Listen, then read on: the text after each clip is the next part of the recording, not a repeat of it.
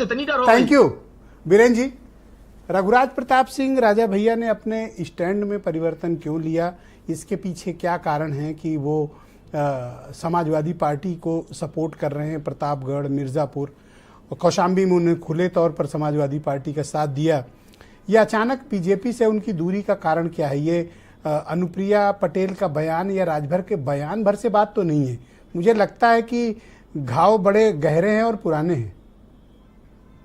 बिल्कुल, ये देखिए मामला ऐसा बन गया है कि उत्तर प्रदेश में भाजपा जब 400 का उसने नारा दिया तो उसने उम्मीद की थी कि हम 70 प्लस के ऊपर सीट जीतेंगे, लेकिन ये लड़ाई जब शुरू हुई पहले चरण की तो वहाँ क्षत्रियों की नाराजगी का मामला आया और यहाँ आते आते छठे और सातवें चरण में वो राजा भैया के पास तक पहुँच गया।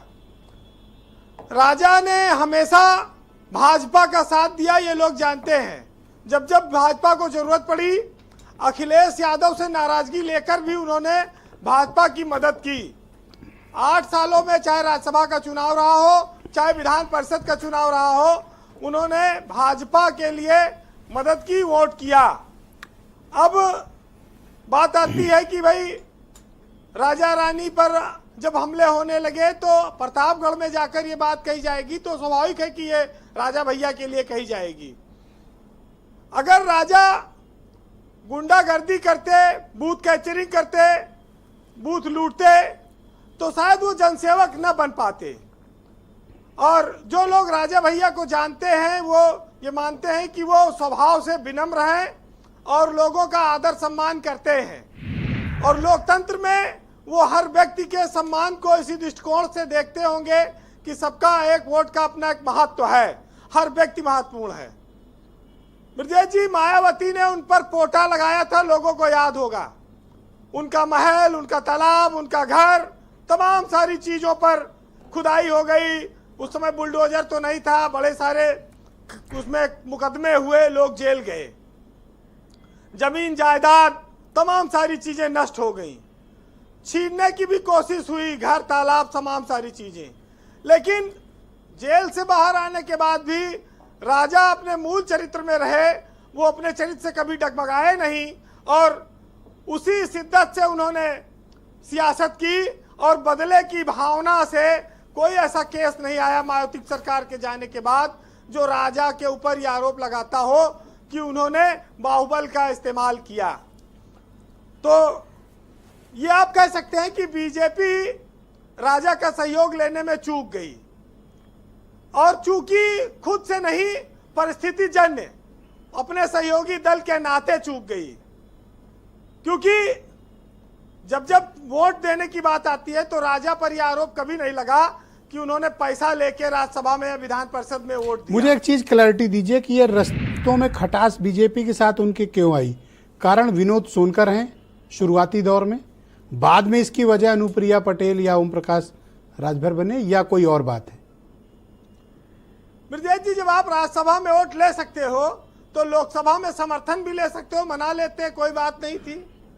लेकिन जब प्रत्याशी कौशाम्बी लोकसभा के विनोद सोनकर आ गए, जो बहुत सारे बातें उन्होंने राजा भैया के लिए बोली हैं, तो अतीत के घाव इतनी जल्दी भरने वाले तो थे नहीं। तो स्वाभाविक है कि बीजेपी के किसी बड़े नेता को इसमें हस्तक्षेप करना चाहिए था, उसके बाद शायद बात बन जाती जी। और जब उन्होंने अपने कार्यकर्ताओं को स्वतंत्र कर दिया तो ये माना गया कि कार्यकर्ता अधिक संख्या में भाजपा के विरुद्ध चले गए, सपा को वोट कर दिया।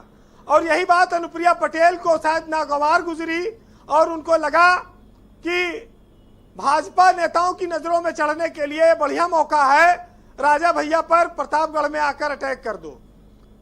13% के करीब पटेल मतदाता हैं और 8% के करीब क्षत्रिय मतदाता भी हैं। 90,000 ठाकुर करीब मिर्जापुर में भी हैं। तो राजा भैया के लिए भाजपा की नाराजगी, भाजपा से उनका लेना देना नहीं है, लेना देना ये सहयोगी दल से है। और संगम लाल बाद में रोने लगे कि कोई जो है राजा ही का बन सकता है, वो भी क्षत्रियों के लिए क्षत्रिय सांसद तो कहते हैं कि रास्ता चलते अपना पैर कुल्हाड़ी पर मार देना या ईंटा पर ठोकर मारना संगम लाल उसी तरह का काम कर गए।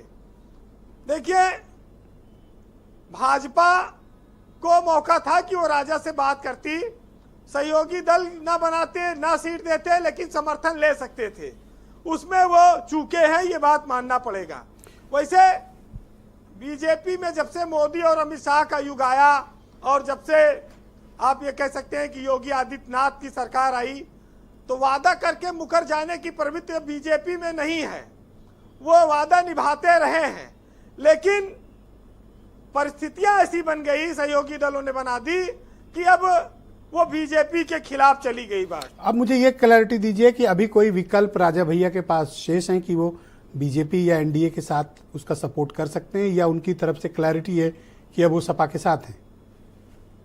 देखिए, उन्होंने सपा का समर्थन मिर्जापुर में कर दिया है अनुप्रिया के इसी बयान की वजह से, लेकिन अगर भाजपा डैमेज कंट्रोल करना चाहे तो कर सकती है।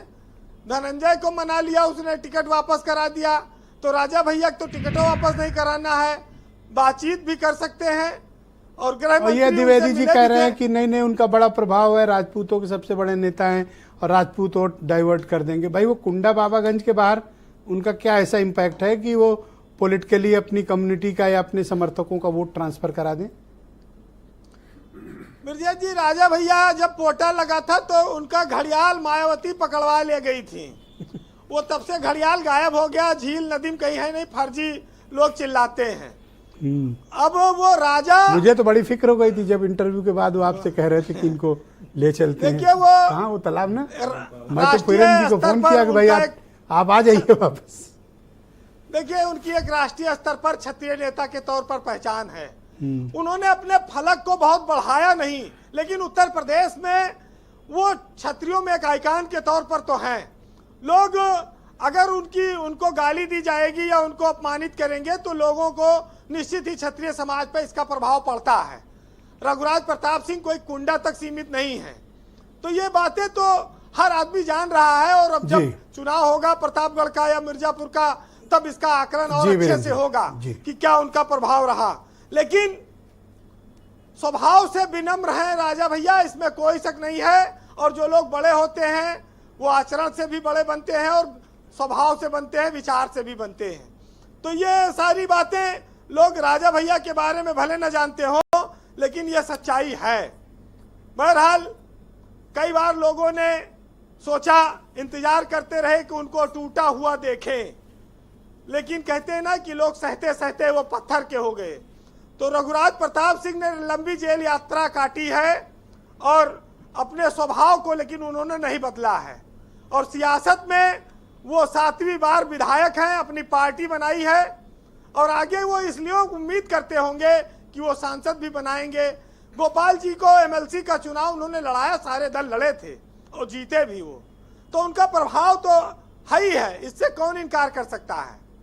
बहरहाल मुनव्वर राना का एक शेर है, एक उनकी मुजाहिरनामा, एक उनका बड़ा प्रसिद्ध रचना है, उसका सुनिएगा कि जो लोग राजा और रानी से तुलना करते हैं, जो लोग नए नए उभरते हुए नेता बनते हैं, मंत्री बनते हैं, प्रभावशाली बनते हैं, पैसे वाले बनते हैं, उनके लिए है कि मुजाहिर हैं मगर हम एक दुनिया छोड़ आए हैं, तुम्हारे पास जितना है उतना हम छोड़ आए हैं। और कहानी का ये हिस्सा आज तक सबसे छुपाया है कि हम अपनी मिट्टी के खातिर तुम्हारा सोना छोड़ आए हैं और तू हमसे चांद इतनी बेरुखी से बात करता है, हम अपनी झील में एक चांद उतरा छोड़ आए हैं और तुम्हारा 2 कमरों का घर और ये सुलगती जिंदगी तुम्हारी, वहां हम अपने नौकर का इतना बड़ा कमरा छोड़ आए हैं। बहुत शुक्रिया वीरेंद्र जी, बहुत बहुत धन्यवाद हमारे साथ जुड़ने के लिए और ये सब फीडबैक उपलब्ध कराने के लिए।